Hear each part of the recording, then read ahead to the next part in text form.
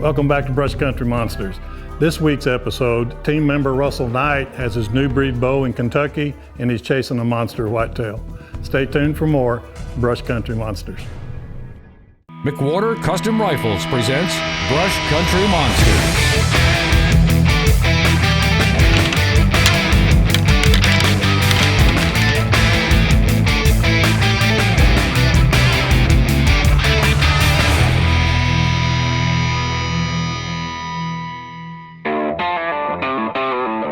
Early season Kentucky is so much fun. I've been doing this the last 5 years. Something really special about hunting Kentucky in the early season. It opens before anybody else. You get a chance at a deer in a velvet. These deer are still in the summer feeding pattern. They're very vulnerable this time of year. Chasing them with a bow. Got a new breed in my hands. Hopefully we can get up in a tree and get an opportunity at a velvet Kentucky whitetail.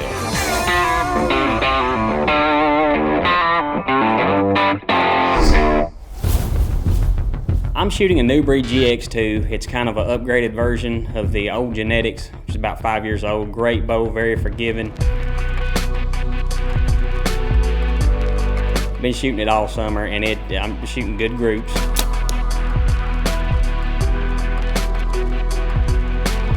Very confident. All we need now is a deer within range.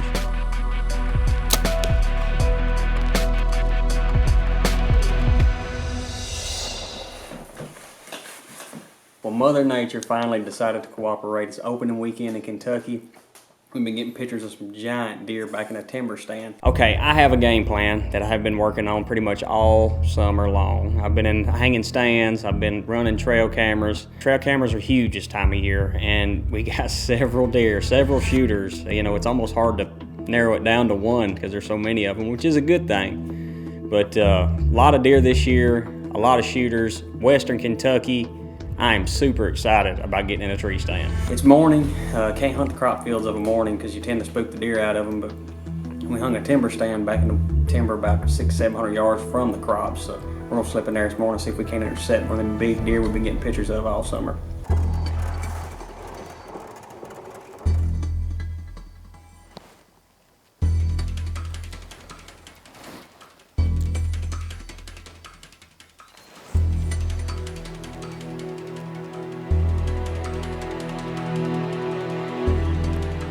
All right, we have several deer that are on the list. A couple of old deer. We got a deer by the name of Dagger that's 6.5-year-old deer. Another deer by the name of Eileen, which I've been chasing the past 4 years and I cannot lay eyes on him.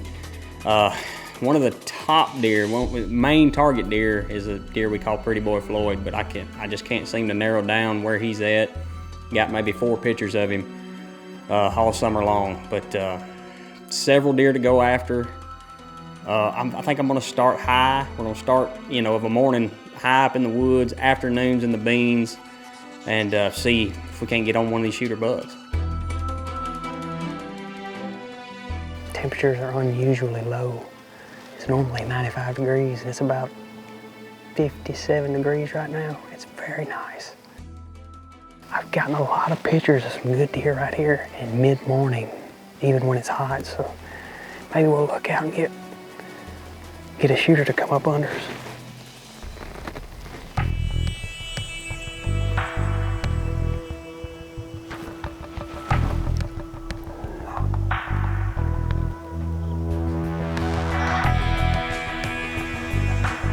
What is he doing? I'm running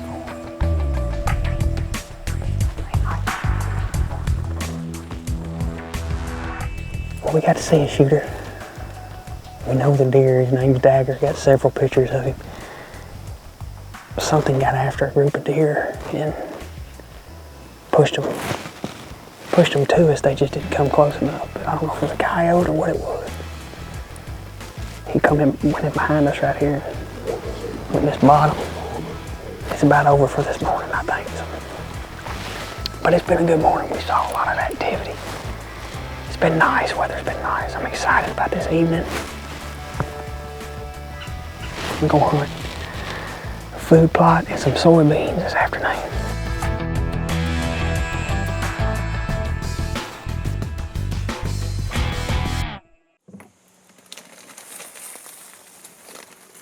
Well, I've been feeding Big and J pretty much all summer, coupled with the beans and clover fields we have, but that Big and J really fine tunes them. They love it, they get on it immediately, and several trail cam pictures over this stuff. Having trouble narrowing down, putting pinpoints on where some of these older deer are hanging, but the majority of them I've got pinned because of this Big and J.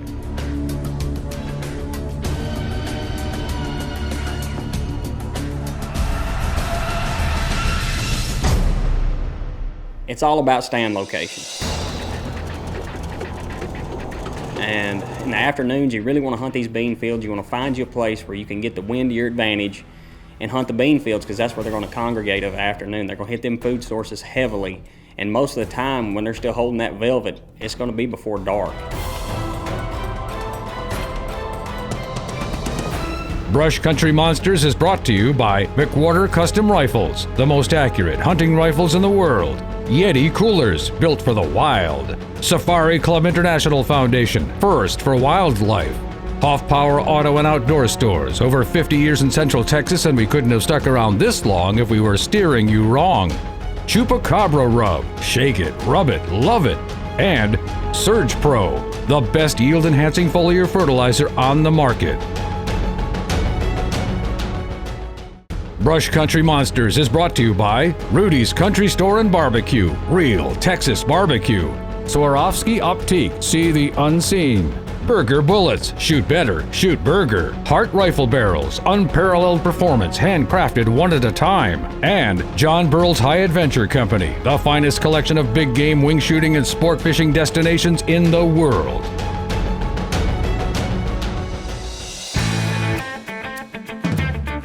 It's all about stand location. And in the afternoons, you really want to hunt these bean fields. You want to find you a place where you can get the wind to your advantage. Well, Seth and I got out about mid-afternoon and we doctored ourselves a spot with Big and J. I mean, we poured it thick and got the aroma in the air, and we were confident something was going to show up to that afternoon. It's about mid-70s right now. Very nice.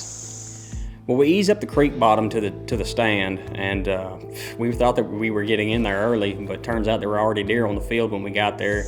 We've got a wheat and clover field that's just been planted. Right here, about 4 acres. We didn't sit long, and the deer start filing out, coming to the Big and J. We had deer all over us. They were coming from every direction, it seemed like. We had deer coming from right out of the timber, straight in front of us, crossing the creek in different places. Several does that crossed just right up under us. And time, was kind of, time was going by, and it wasn't long, and we had a good deer show up. And he was a nice deer. He was an 8-point, 130-ish type deer. He comes up to the Big and J.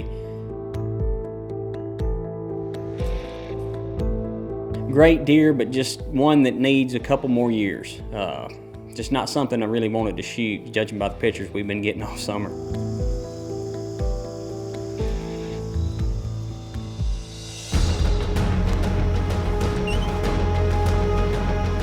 Well, the next morning rolled around, and we went to the same place we had been the morning before, where we saw Dagger. And but the weather had changed. It was warmer. We didn't see the activity we did the morning before. We saw several does.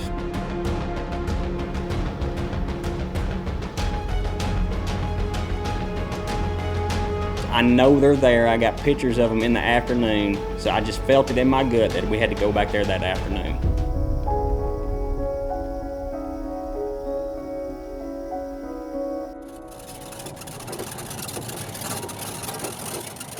Well, that evening, we get to the stand pretty early, and it's hot, let me tell you. I'm pretty much soaked when I get up in the stand.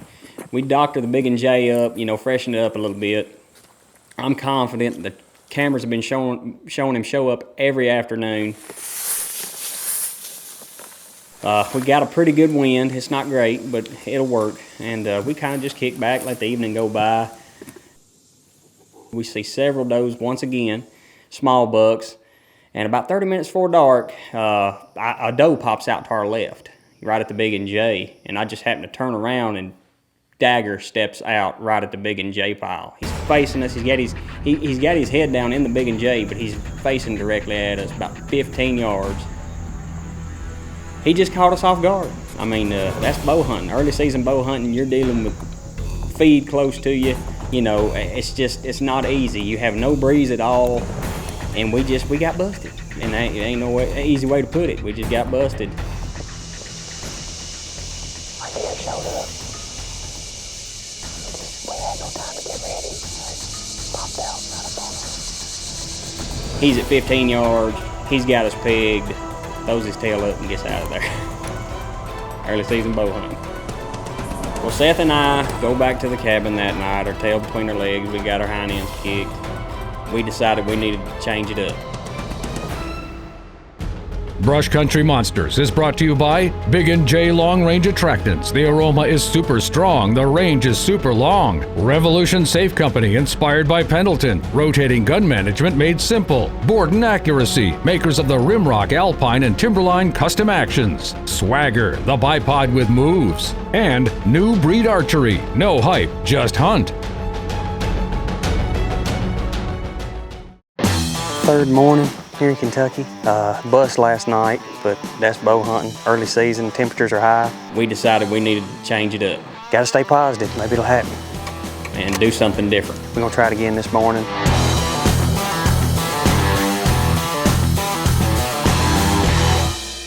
So we elect to get back further in the timber. Ladder stand set up, it's really high. Deer cruise back and forth over top of this ridge. Different location. Decided to change it up a little bit. We spooked a lot of deer last night at our other spot. We've been feeding Big & J right there. Got several pictures there. Got to press the issue, got to get something done. The morning progresses, you know, right at like we have does or small bucks, the same, you know, they show up.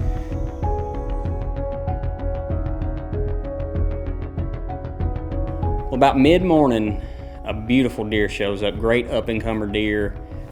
Gorgeous 10-pointer, just it needs a few more years on him. Of course, he comes up, poses for the camera, turns, you know, broadside, quartering away every shot you'd want, just not a shooter. It's heating up, morning progresses. I bet he stays there about 35 minutes before he decides to ease off from the Big & J, but a fun encounter, just once again not there, wanted to shoot. Well, Seth's got to get back to Alabama. I called Dad up. I'm pretty confident I can get a shot at the shooter right here. I've checked the cameras. Eileen's showing up. Dagger's showing up right here as well. And Dad shows up to film me that afternoon.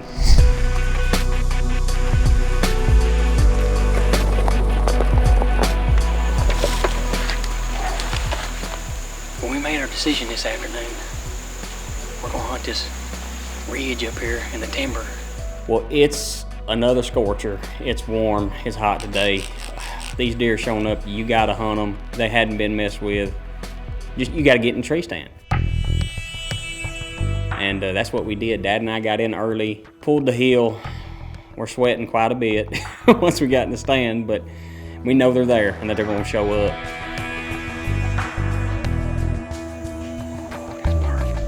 The evening progresses and just nothing. We don't see the first doe. And finally a fawn shows up. Showtime. And messing around, you know, around the Big & J and stuff. And I happened to look over Dad's shoulder. He's hung in the tree right here next to me. Oh yeah. Bop. I look over his shoulder and I can see antlers coming through, you know, up to the top of the ridge. And sure enough, it's Eileen. And he's taking his time. You could tell he's old and mature, and just like old and mature deer do, he just stopped, he's looking, he's checking the wind. He wants to make sure everything's right before he comes up there and sticks his nose in that Big & J.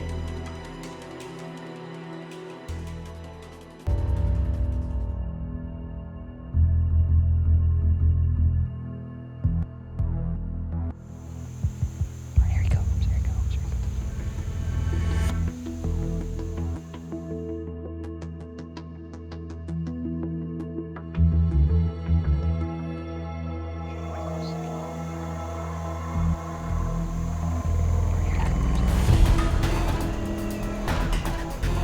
He comes up under us 15 yards, and I tell Dad, I said, when he crosses that log, that's when I'm gonna shoot him.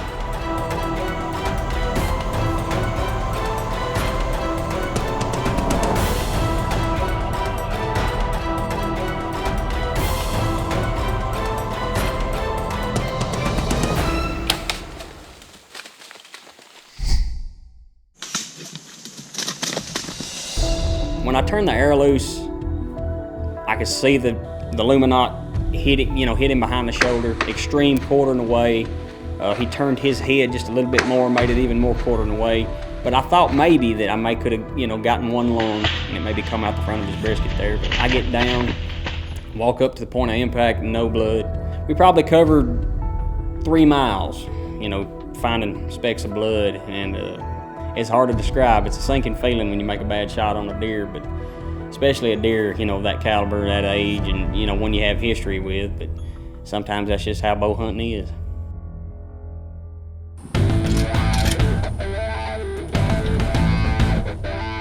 Today we're going to talk about Berger's new match-grade ammunition. Bill, for the longest time there's always been this huge gap between custom hand-loaded ammo and the accuracy it produced and the factory stuff you can get off the shelf. Berger has just dramatically closed that gap. I mean, this is amazing ammo. Berger's managed to pull together all of the components that are necessary to create the best ammunition that they can produce or that can be purchased off the shelf. They use, obviously, their own bullets, which are of highest quality, but then they couple that with lapwood brass and then added Vitivory powder as the driver behind the ammunition. Where they've gone to is to the highest level to produce something that is available to the average shooter right off the shelf. They really without have. having to go to custom ammunition. They really have produced the new standard in the industry that all other ammo makers will have to aspire to achieve. I mean, this is amazing ammo, shoots great in our guns. If you guys want to try some of this new ammo in one of your McQuarters, or if you need a McQuarter to try this new ammo, give us a call. We'd be glad to help you. And that's your on-target tip of the week, brought to you by McQuarter Custom Rifles.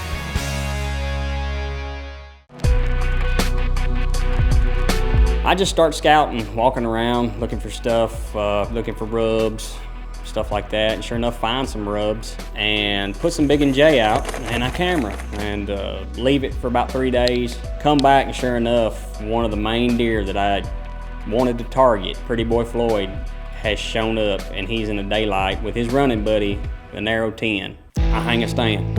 I hang a stand on the edge of this food plot about 150 yards in off of it, where I think these deer, are staging up before they hit the food plot. Too good of a deer not to hunt. It's too good of a day not to hunt.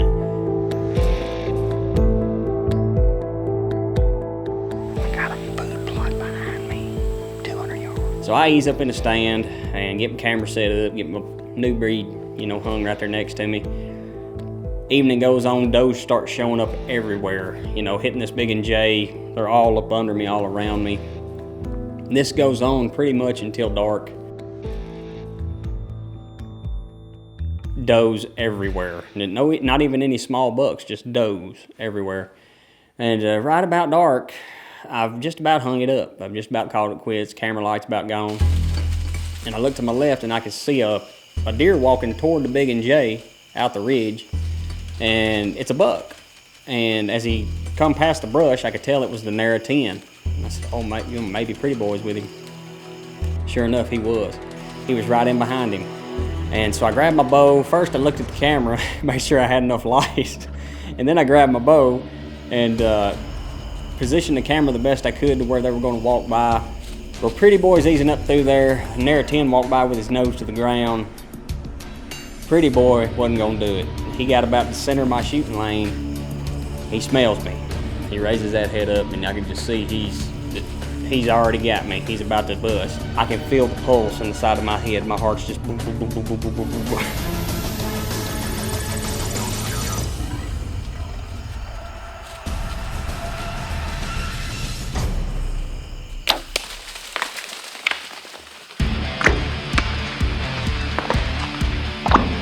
Upon impact, he tears down the side of the hill. About 70 yards, it sounds like the woods are tearing down. I know he's down. I made a good shot. It's hot. I can't stand it. I got to get out of the stand. I climbed to the bottom of the stand, walked over there to my arrow, and there is blood everywhere. The blood on that.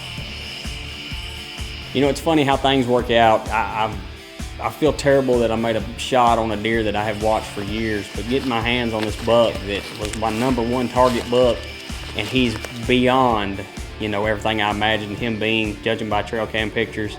It's an indescribable feeling, and there's just nothing like bow hunting.